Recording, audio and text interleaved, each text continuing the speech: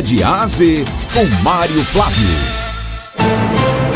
Oferecimento, Senhor Braga Barbearia e blog do Mário Flávio, a política de A a Z.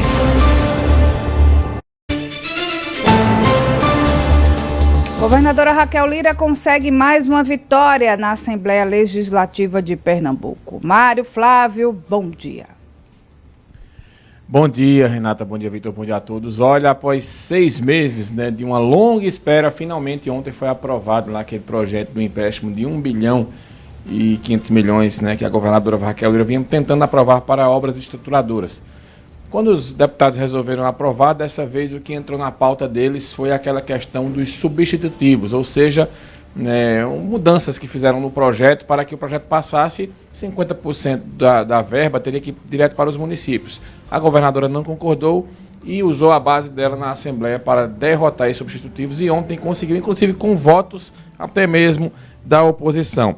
Foram 42 votos a 1 para que o projeto fosse aprovado e sair, o projeto ele com os substitutivos. Depois, com mais de 30 deputados, a governadora conseguiu essa votação aí para retirar os substitutivos e votar o projeto original, ou seja, a governadora não terá, digamos assim, que destinar os recursos que os deputados queriam aí para os municípios diretamente. Ela vai decidir o que vai fazer com esses recursos e aí vai anunciando aos poucos. Então, uma importante vitória, esses votos aí da governadora, para que ela possa aí manter digamos assim, uma certa hegemonia na Assembleia, o que vinha tendo muita dificuldade nos últimos meses. A gente acompanhou várias situações aqui.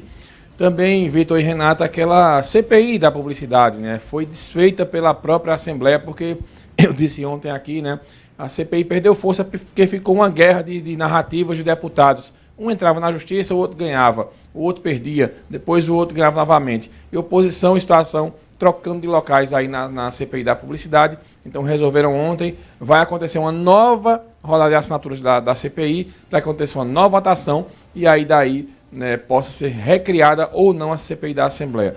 Como os técnicos do Tribunal de Contas deram parecer que o contrato da publicidade com o do governo do Estado, aí para os próximos 10 anos, não há irregularidades, para mim a CPI meio que perdeu o sentido. A não ser que o pessoal queira insistir num negócio que vai esbarrar sempre. Olhe, se você abrir uma CPI, vai tentar desgastar o governo, mas aí o governo vai dizer, os técnicos do Tribunal de Contas disseram que o contrato é legal. Então, para mim, a CPI ela meio que perdeu o sentido quando há essa informação. Lembrando que os próprios deputados aqui, e o próprio tribunal recorreu ao Supremo Tribunal Federal para que esse contrato fosse regular e o STF negou. Então, para mim, essa CPI, se a oposição queria desgastar o governo com esses argumentos aí, para mim ela perdeu o sentido. Ô Mário, me chamou a atenção a estratégia da oposição, A oposição teve o Valdemar Borges como relator e conseguiu aprovar o substitutivo em todas as comissões. Quando chega no plenário, que o substitutivo é reprovado, e a líder do governo pede para o projeto original ser avaliado, eu imaginei que a oposição votaria com o Valdemar, mas todo mundo votou com o governo e o Valdemar ficou isolado, ficou sozinho. Foi o único voto contrário. E no discurso do Valdemar, ele disse, olha, tá vendo aí, isso é para acabar. Eu acho que foi meio combinado, sabe, Vitor? Isso aí é para acabar com a narrativa de que a oposição é contra, então vamos aprovar, Ele só manteve o voto porque ficaria feio para ele, que foi o autor dos substitutivos, Mas para mim foi combinado entre a oposição, pelo menos no discurso do próprio Valdemar, que ele divulgou nas redes sociais dele, ele dizendo, que agora não tem mais desculpa aí, que vão fiscalizar de perto essa situação. Eu nunca vi isso antes, nem lá na Assembleia, nem nas câmaras municipais. Geralmente, os governos eles aprovam os empréstimos e aí depois os prefeitos e governadores eles vão destinando aí os empréstimos às obras que são necessárias para as cidades e municípios.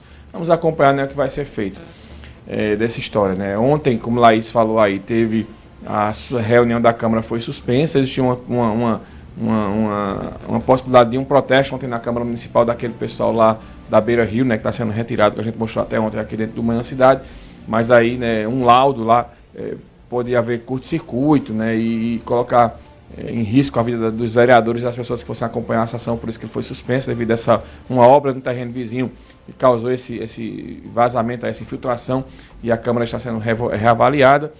E no âmbito nacional, ontem tivemos 2 votos aí pela condenação do ex-presidente Jair Bolsonaro, e dos envolvidos lá, os réus envolvidos naquele processo lá da chamada trama golpista, né?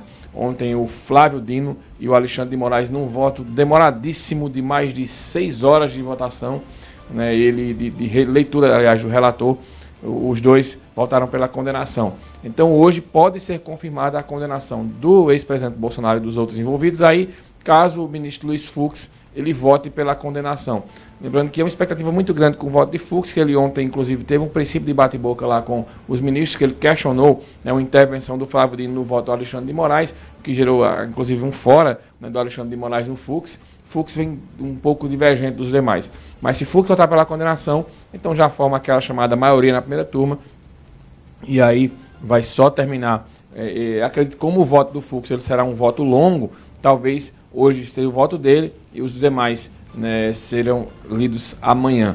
Mas a expectativa é grande, né, que até sexta-feira o Bolsonaro e os demais sejam condenados. Flávio Dino ontem teve 2 integrantes aí desses réus, que ele disse que votaria por pediria uma punição menor, uma pena menor para os demais, mas como dizia o Mané Queiroz, se o julgamento acabasse hoje, Bolsonaro seria condenado a mais de 40 anos de prisão.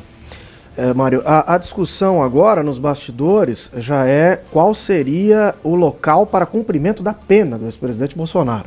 A Papuda, né? Informaram lá. Pois é, a colunista da Folha de São Paulo, Mônica Bergamo, disse que são 3 as possibilidades, né? A defesa do ex-presidente disse que discorda dos votos, mas que vai respeitar a decisão do STF.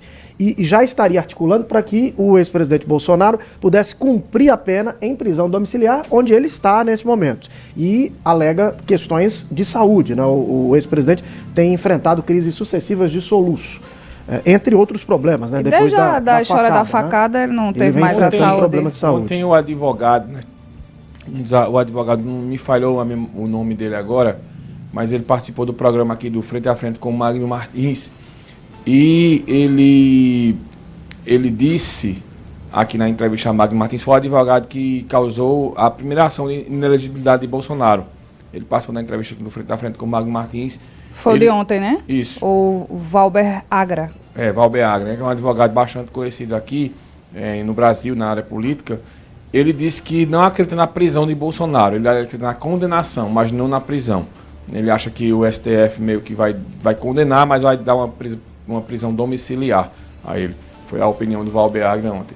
As possibilidades seriam, né? Prisão domiciliar, essa que você citou, que o Bolsonaro pudesse ir para o complexo da Papuda em Brasília, e a informação é de que o ex-presidente teme pela própria vida se for para lá, tanto uma questão de saúde, ou seja, se ele passar mal, a demora para um atendimento, as condições de higiene, o relacionamento com outros detentos que ele poderia ter contato se estivesse preso na Papuda, e uma outra visão, que seria intermediária, surgiu dentro do STF, segundo a Mônica Bergamo, seria uma prisão em quartel das Forças Armadas.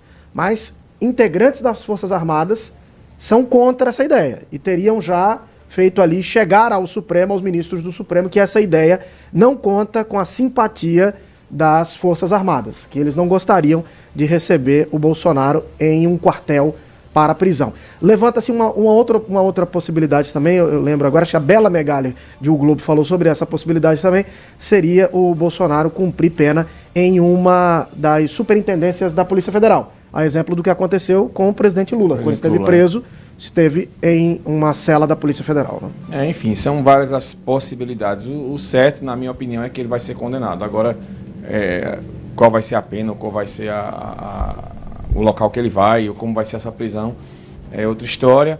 Né? O Valber Agra também falou sobre a questão da anistia, né? Ele disse que não concorda e tal. Então, vale a pena assistir o podcast, está no YouTube aí, né, da Cidade FM. E o mundo ontem um caos, né? Várias partes do mundo, para a gente encerrar aqui minha participação, no Nepal, né, com o ex-presidente sendo atacado, com a esposa dele sendo queimada viva, com o ministro sendo jogado no rio, né? Na França, renúncia do primeiro-ministro. Os Estados Unidos ontem se manifestaram porque foram Alexandre de Moraes e o Flávio Dino citaram os Estados Unidos aqui, o Flávio Dino inclusive no julgamento que é considerado mais sério ontem, fazendo piada com Mickey, com não sei quem, e aí os Estados Unidos, por meio da porta-voz lá, disse que pode inclusive usar a força contra o Brasil por questão de liberdade de imprensa. O Nicolás Maduro antecipou aí o Natal.